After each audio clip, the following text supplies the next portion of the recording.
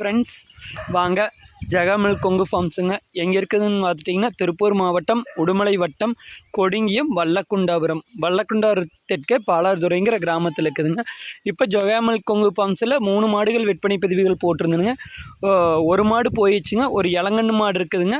அப்புறம் பார்த்துட்டிங்கன்னா ஒரு வத்தக்கறவை 6 வழுக்கடேரி இருக்குதுங்க. பாருங்க தெரியுது பாருங்க, இந்த 6 வழுக்கடேரி இருக்குதுங்க. இது 2 தான் விற்பனைக்கு இருக்குதுங்க.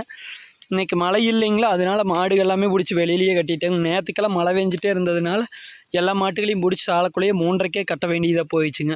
3:30க்கு கட்டி காலையில் 4 மணி வரைக்கும் சாலைக்குள்ளே வதி எழுப்பி வச்சிருச்சுங்க. ஏதோ இன்றைக்கி மழை இல்லாமல் இருக்கிறதுனால வெளியிலேயே கட்டிட்டோங்க. நைட்டு மழை இல்லைன்னு இப்படியே வெளியில் விட்டுறலாமுங்க. மழை வர மாதிரி இருந்தால் அப்புறம் நைட்டு பிடிச்சி வெளியில் கட்டிடலாமுங்க. உங்கள் ஊரில் எல்லாம் மழையா என்னென்னு ஒரு கமெண்ட் பாக்ஸில் கமெண்ட் பண்ணுங்கள். பிடிச்சிருந்தால் ஒரு லைக் பண்ணுங்கள்.